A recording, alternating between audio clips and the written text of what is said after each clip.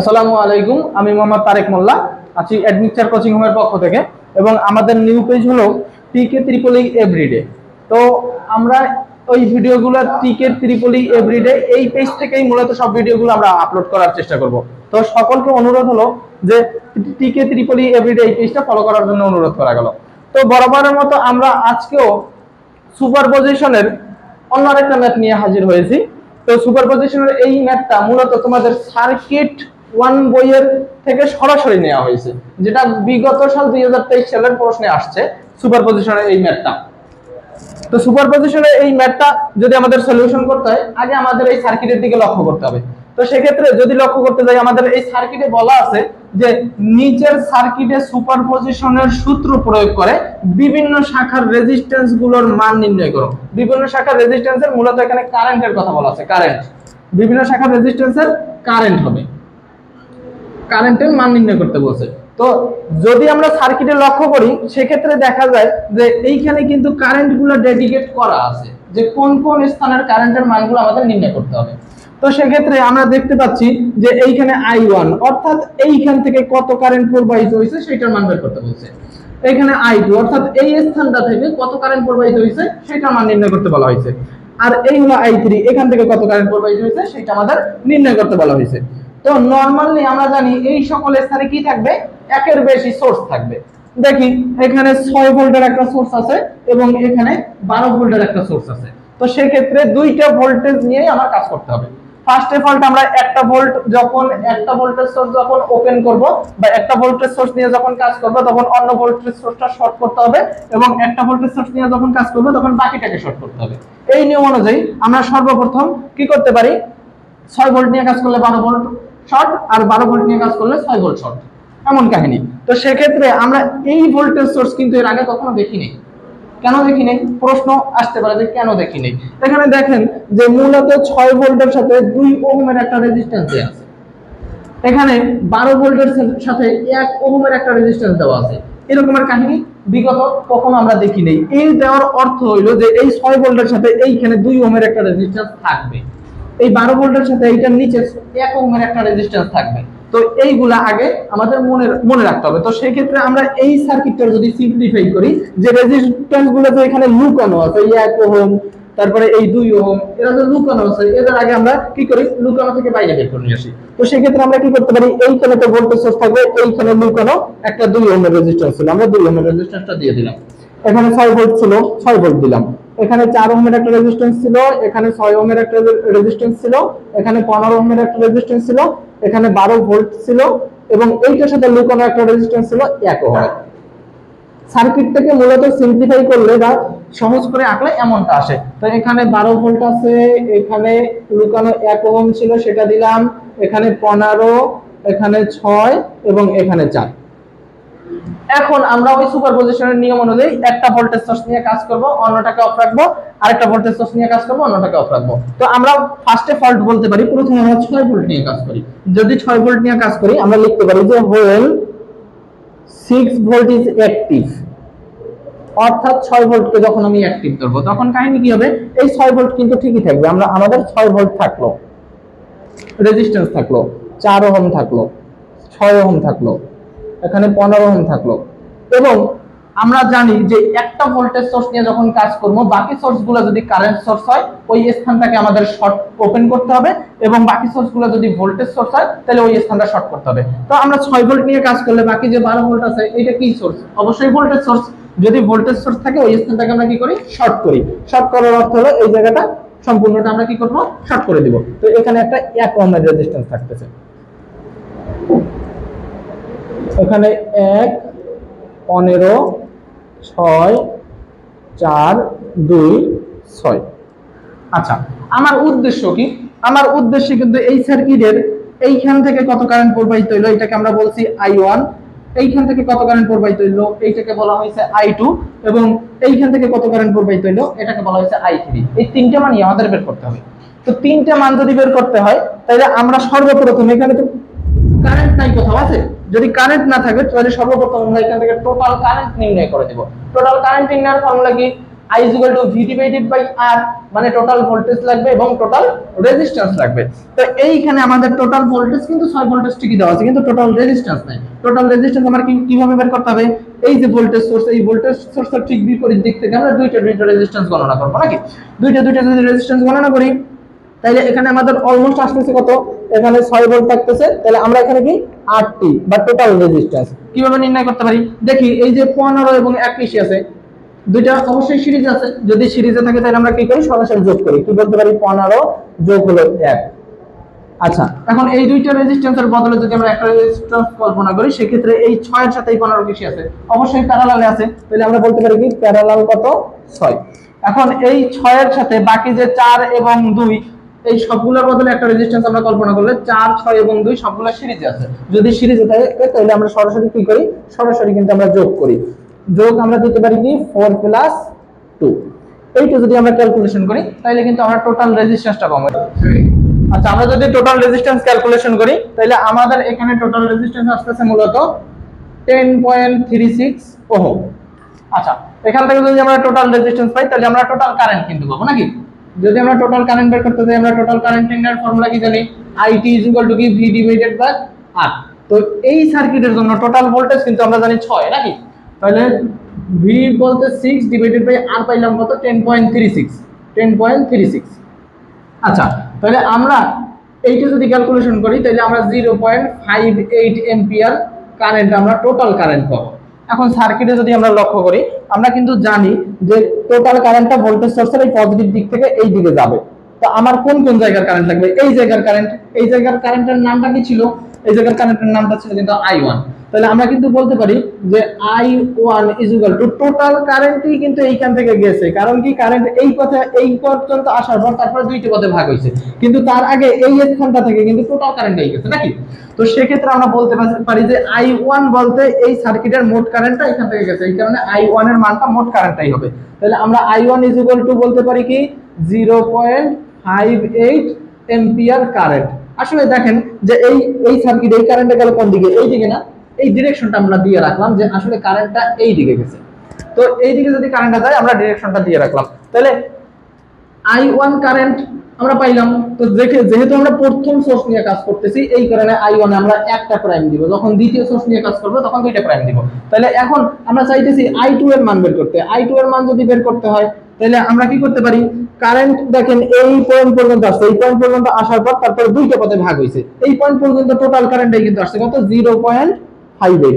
এরপর পয়েন্ট পর্যন্ত আসা পর্যন্ত কিন্তু কোনো কারেন্ট ভাগ হয় নাই। এখন এইখানে আসার পর এই দিকে একটা কারেন্ট গেছে, এই দিকে একটা কারেন্ট গেছে। তো সেক্ষেত্রে এই দিকের কারেন্টটা আমরা বের করতে যাচ্ছি, কারণ কি I2 ছিল এই, মানে কি এই দিকে যে কারেন্টটা গেছে। তাহলে এই দিকের কারেন্টটা যদি আমার বের করতে হয় তাহলে আমরা এই পয়েন্টে কারেন্ট ডিভাইডার রুলস ইউজ করে দেখব আসলে এই দিকে কত কারেন্ট যাচ্ছে। তাহলে আমরা বলতে পারি I2 = কারেন্ট ডিভাইডার রুলসটা কি ছিল? কারেন্ট ডিভাইডার রুলস কিন্তু ছিল মোট কারেন্ট ইনটু বিপরীত শাখার রেজিস্ট্যান্স ডিভাইডেড বাই বিপরীত শাখার রেজিস্ট্যান্স যোগ উক্ত শাখার রেজিস্ট্যান্স। তাহলে আমরা এই পয়েন্টে কারেন্ট ডিভাইডার রুলস ইউজ করলে মোট কারেন্ট কত আসছে? 0.58 মোট কারেন্ট ইনটু কি বিপরীত শাখার রেজিস্ট্যান্স। দেখেন কারেন্ট কিন্তু দুইটা পথে ভাগ হইছে, এই দিকে একটা, এই দিকে একটা। আমরা কিন্তু এই দিকেরটা জানতেছি, তাহলে এই দিয়ে বাদে যে শাখাটা থাকতেছে এই তো বিপরীত শাখা, তাহলে এই বিপরীত শাখা হিসেবে আমরা দিতে পারি 6। মোট কারেন্ট ইনটু বিপরীত শাখার রেজিস্ট্যান্স ডিভাইডেড বাই বিপরীত শাখার রেজিস্ট্যান্স যোগ উক্ত শাখা, অর্থাৎ আমি যেই শাখার কারেন্ট বের করতে যাচ্ছি এই শাখায় কত রেজিস্ট্যান্স আছে? 15 আছে এবং 1 আছে, দুইটা সিরিজ আছে। তো যোগ করলে আমরা অলমোস্ট উক্ত শাখায় পাইতেছি 16। তো এইটা যদি আমরা ক্যালকুলেশন করি তাহলে I1 এর মান আমরা পাচ্ছি অলমোস্ট 0.16 এম্পিয়ার। আচ্ছা, এই যে এই I2 এর কারেন্ট আসলে গেল কোন দিকে? I2 এর কারেন্টটা কিন্তু এই দিকে গেছে, আমরা জানি নাকি? এই ডিরেকশনটাও আমরা দিয়ে রাখলাম। এখন বাকি রইল কি? বাকি রইল কিন্তু I3 কোনটা? এই দিকে যে কারেন্টটা গেছে, অর্থাৎ এইখান থেকে এই 6 এর ভিতরে যে কারেন্টটা গেছে। আমরা এই পয়েন্টে পাইছিলাম কত? 0.58। মনে করলাম 10 জন মানুষ, 10 জন মানুষের ভিতরে 7 জন এদিকে চলে গেছে, দুইটা পথ আছে, এইদিকে কিছু যাবে, এইদিকে কিছু যাবে। তো 10 জন মানুষের ভিতরে 7 জন যদি এদিকে যায়, বাকি থেকে কয়জন? 3 জন। তো এই 3 জন বাকি এদিকে যাবে। তাহলে আমরা কি করতে পারি? মোট কারেন্ট কত ছিল? 0.58, অর্থাৎ 10 জন। 10 জন থেকে 7 জনের দিকে গেছে। তাহলে আমরা কি মোট যতজন ছিল ওইখান থেকে এই দিকে যতজন গেছে ওইটা বিয়োগ দিয়া বাকি 3 জনের দিকে যাচ্ছে সেটা পাচ্ছি। ঠিক একইভাবে 0.58 কারেন্ট থেকে এই দিকে যে কারেন্টটা যায় এটা যদি বিয়োগ দেই তাহলে বাকি কারেন্ট আমাদের এইখান থেকে যাচ্ছে। তো এই দিকে যে কারেন্টটা যাচ্ছে সেটাকে আমরা কি ধরছি, I3 ধরছি। তাহলে আমরা I3 অলমোস্ট বলতে পারি মোট কারেন্ট কত ছিল 0.58, এইটা থেকে বিয়োগ দিতে পারি 0.16। এখন এইটা ক্যালকুলেশন করলে আমরা অলমোস্ট পাবো 0.42 এম্পিয়ার কারেন্ট। তো 0.42 এম্পিয়ার কারেন্ট যেহেতু আমরা পাইলাম, এই কারেন্ট আসলে কোন দিকে গেল? এই কারেন্ট অবশ্যই নিচের দিকে গেছে। তাহলে আমরা এই ডিরেকশনটা দিয়ে রাখলাম। ডিরেকশন দেওয়ার কারণ হলো আমরা দুইটা সোর্স আছে, দুইটা সোর্সে দেখবো যে আসলে কোন দিকে কারেন্টটা যাচ্ছে। তো এখন আমাদের কি হলো 6 ভোল্ট নিয়ে কাজ করা শেষ। এখন আমরা কি করতে পারি 12 ভোল্ট নিয়ে কাজ করতে পারি। তাহলে আমরা বলতে পারি যে when 12 ভোল্ট ইজ অ্যাক্টিভ,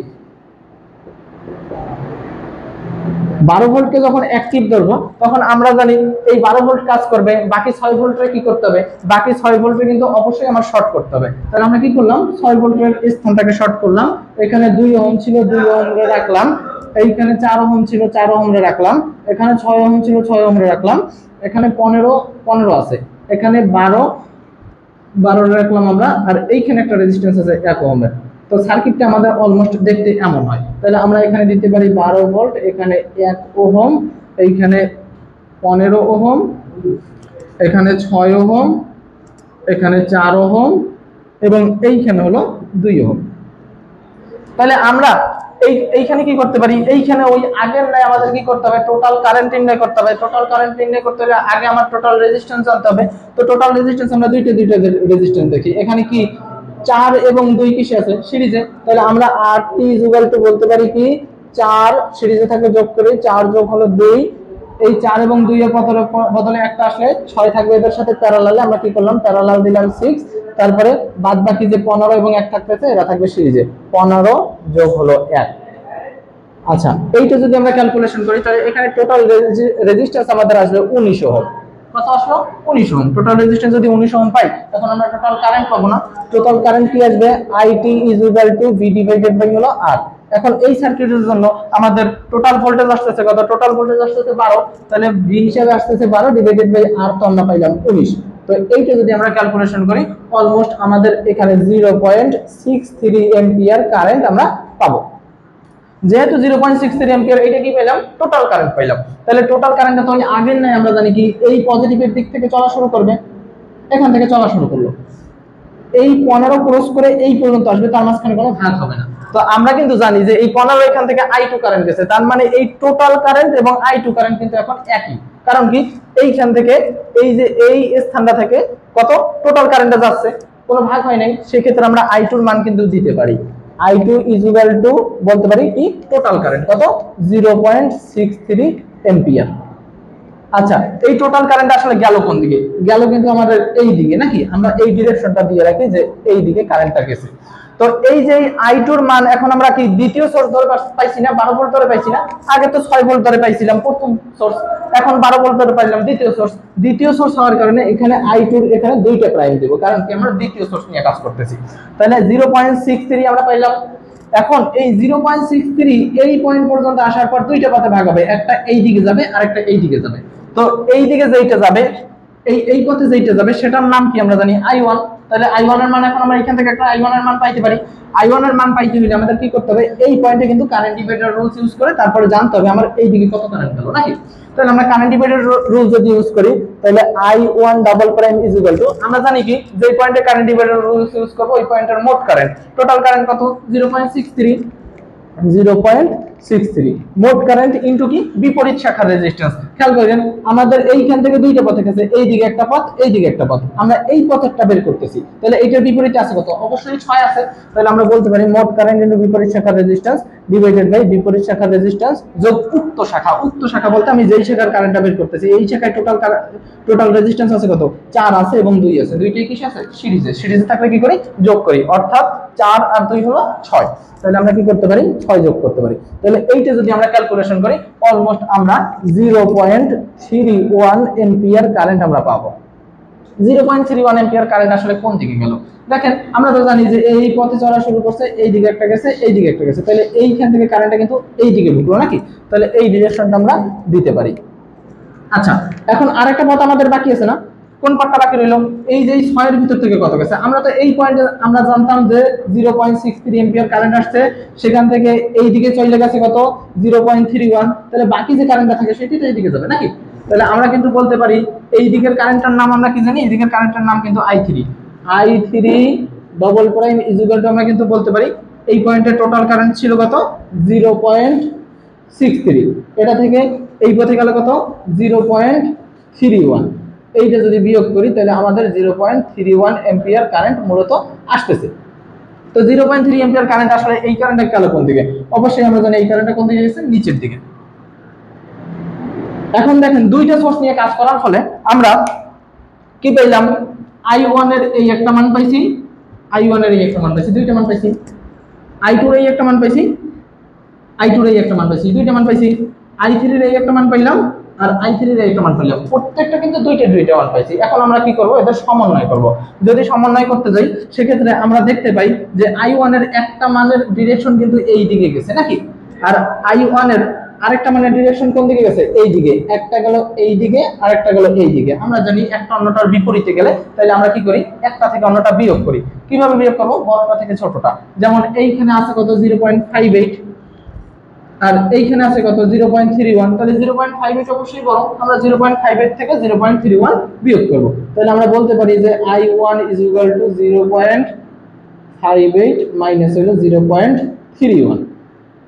আচ্ছা, I2 একটু লক্ষ্য করি। I2 যদি লক্ষ্য করি তাহলে I2 এর মান একটার মান গেল এই দিকে আর I2 এই মানটা গেছে এই দিকে। এটাও কিন্তু একটা এই দিকে আর একটা একদিকে, তার মানে কি একটা অন্যটার বিপরীত। যদি বিপরীত হয় সেক্ষেত্রে আমরা কি করব? বিয়োগ করব। কি? বড়টা থেকে ছোটটা। কত? 0.63 নাকি? তাহলে আমরা বলতে পারি যে I2 = 0.63। বড়টা থেকে বিয়োগ করব ছোট। ছোট আছে কি? I2 0.16। তাহলে 0.16 আমরা বিয়োগ করতে পারি। এখন বাকি রইল কার মান? I3 এর মান। I3 এর মানও কিন্তু দুইটা পাইছি, এইটা নিচের দিকে আর এইখানে I3 এটাও নিচের দিকে। যদি দুইটা একই দিকে ডিরেকশন হয় সেক্ষেত্রে আমাদের এই ডিরেকশনগুলো একদিকে গেলে আমরা মানগুলো যোগ করব। তাহলে আমরা বলতে পারি কি I3 = কত? প্রথমে পাইলাম কত? 0.42 প্লাস 0.31। 0.42 প্লাস 0.31। এখন এইগুলো যদি ক্যালকুলেশন করি তাহলে আমরা মূলত I1, I2 এবং I3 প্রপার মানটা পাবো। আচ্ছা, আমরা মূলত ক্যালকুলেশন করার পর এই I1 এর মান পাচ্ছি 0.71, এই I2 এর মান পাচ্ছি 0.42 এবং এই I3 এর মান পাচ্ছি 0.73। তো আমরা দেখি এক্ষেত্রে এদের ডিরেকশনটা আসলে কি হবে। এদের ডিরেকশনটা কি হচ্ছে? I1 এর বড় মান কত? 0.58। এই 0.58 এইটা ডিরেকশন যেই দিকে ছিল এই অ্যানসারের ডিরেকশন একই দিকে হবে, তার মানে এইটা ডিরেকশন কিন্তু আমার এই দিকে আসছে নাকি। I2 ডিরেকশন কোন দিকে হবে? 0.63। তো 0.63 ডিরেকশন কোন দিকে ছিল? এই দিকে। তাহলে I2 ডিরেকশন কিন্তু এই দিকেই হবে নাকি। আর I3 এর মান কি? দুইটাই কিন্তু একই দিকে গেছে, দুইটাই নিচের দিকে গেছে, তার মানে এর যোগফলটা অবশ্যই নিচের দিকে যাবে। তো এই হলো আমার প্রতি শাখার কারেন্ট। এই একটা অ্যানসার, এই একটা অ্যানসার এবং এই একটা অ্যানসার। তো যদি কোথাও সমস্যা থাকে অবশ্যই কমেন্ট বক্সে জানাবেন। আর সময় দিয়ে সাহায্য করার জন্য ধন্যবাদ। আজকে এই পর্যন্তই। আল্লাহ হাফেজ।